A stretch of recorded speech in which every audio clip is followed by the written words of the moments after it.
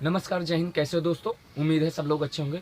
दोस्तों, आज हम लोग बात करने वाले हैं कि आप किस स्टेट में अगर रहते हो तो वहाँ की कट ऑफ कितनी जा सकती है, आपका कितना परसेंटेज है, तो आप फॉर्म अप्लाई कर सकते हो ताकि आपका सिलेक्शन ईजिली हो सकता है। ठीक है, क्योंकि मैंने एक वीडियो बनाया था, उसमें ये बोला था कि जो लोग कमेंट करेंगे अपना स्टेट बताएंगे और उस हिसाब से हम जानकारी इकट्ठा करके आप तक अपडेट पहुँचाएंगे कि अगर 2025 वाली वैकेंसी जीडीएस में आप फॉर्म अप्लाई कर रहे हो तो कितना परसेंटेज अगर आपका है तो चांस बनता है कि आपका सिलेक्शन हो जाए।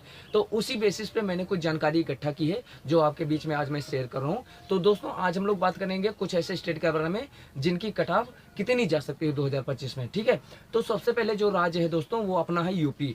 यूपी में दोस्तों अगर आप जनरल कैटेगरी में आते हो यानी कि सामान्य में आते हो तो अगर आपका 90 से 92% है, ठीक है, 92 से लेकर मैंने लिख रखा है, आप देख सकते हो, अगर 90 से लेकर 92% के आसपास है तो ये चांस बनता है कि आपका सिलेक्शन हो सकता है 2025 वाले में। वहीं अगर आप ओबीसी में आते हो तो आपका अगर 90% के आसपास से, ठीक है, 90 के आसपास से मान लो तो आपका सिलेक्शन हो जाएगा। वहीं दोस्तों अगर आप ईडब्ल्यूएस में आते हो तो आपका उसमें भी लगभग 88 से 90 के आसपास से तो आपका सिलेक्शन हो जाएगा। अगर एससी में आते हो और एसटी में आते हो तो 86 से लेकर और 88 के बीच में अगर आपका है तो आपका सिलेक्शन हो जाएगा। ठीक है, यहाँ लिस्ट भी आप देख सकते हो। वहीं दोस्तों अब अगली हम बात करें अगर बिहार, अगर आप बिहार में रहते हो तो आपका कितना होना चाहिए, तो दोस्तों लगभग बिहार और यूपी का सेम होता है। बिहार और यूपी का आप देखोगे, जो मैंने जानकारी इकट्ठा की जहां से, तो उसमें मैंने देखा पिछले 4-5 साल का रिकॉर्ड चेक किया, ठीक है, उनका एवरेज निकाला, सबको देख के तो पता चला कि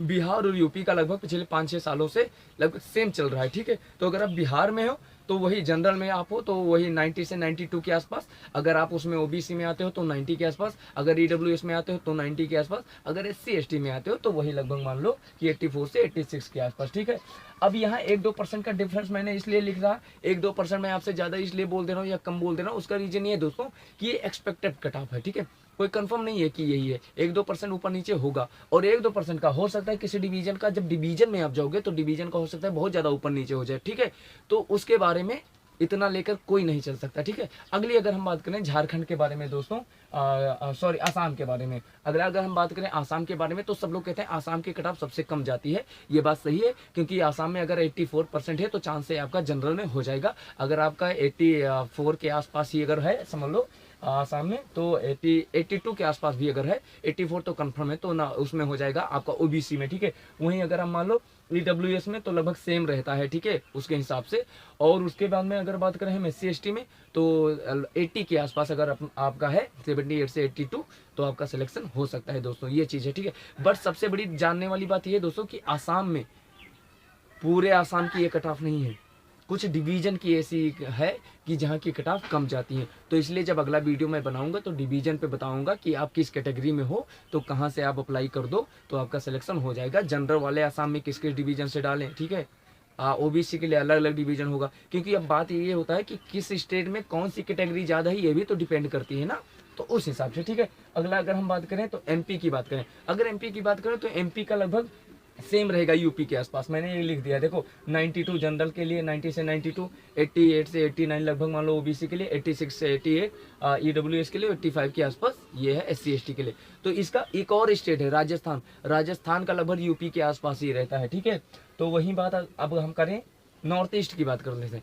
आसाम से भी कम कट ऑफ जाती है नॉर्थ ईस्ट की, तो जो लोग नॉर्थ ईस्ट से अप्लाई करना चाहेंगे बस एक चीज़ वही जो मैंने बताया, बता देना कहाँ से हो। ठीक है, नॉर्थ ईस्ट में क्या अप्लाई करना चाहते हो, अगर करना चाहते हो किस कैटेगरी में हो, कितना परसेंटेज है, फिर उस हिसाब से आपको हम डिवीजन सर्च करके बता देंगे कि इस डिवीजन के लिए आप, ठीक है, कर दो अप्लाई, तो उसमें आपका चांस है कि हो सकता है। ठीक है, जिसको पोस्ट प्रेफरेंस बोलते हैं। ठीक है, आप लोग डाले होंगे ना 2024 में, या नहीं डाले होंगे तो मैं बता दे रहा हूँ, तो पोस्ट प्रेफरेंस में आप उस जगह को डाल देना। ठीक है, तो अगली अगर हम बात करें, क्योंकि ये नॉर्थ ईस्ट में देखो जनरल का 74 से 75 पे हो जाता है। ठीक है, 72 से 74 हो जाता है ओबीसी। ठीक है, ईडब्ल्यूएस 70 पे लगभग हो जाए, चांस है, मतलब चांस पूरे।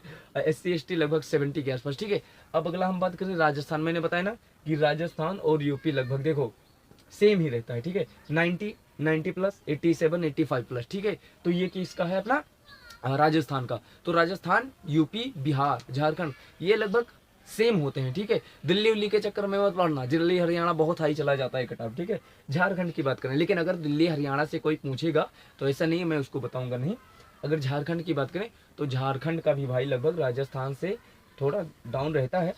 जनरल का 90 के आसपास अगर आपका है हो जाएगा, ठीक है। 88 अगर है और आप उस ओबीसी में आते हो तो हो जाएगा, लेकिन मैं 2025 की बात कर रहा हूँ। 86 है ईडब्ल्यूएस में आते हो जाएगा। 84 है SC ST में आते हो जाएगा, ठीक है। तो ये कुछ लिस्ट है, आप देख सकते हो आराम से। इसका चाहो तो स्क्रीनशॉट भी ले सकते हो, ठीक है।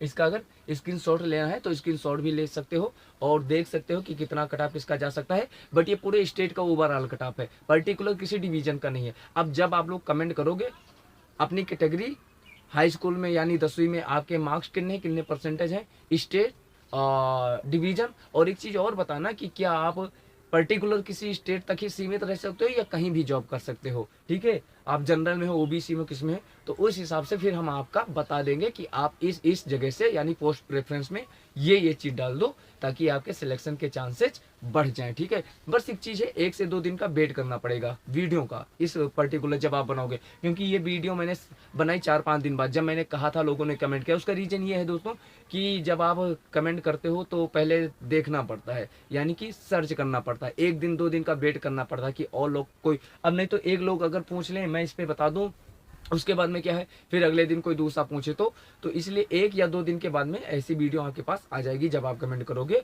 और अगर कोई पर्टिकुलर कुछ सवाल पूछ रहा है तो पर्टिकुलर उसको कमेंट में ही उसका आंसर हम रिप्लाई उसको कर देंगे, ठीक है। तो मिलते हैं जैसे कोई अपडेट आती है। अपना ख्याल रखिएगा। नमस्कार, जय हिंद।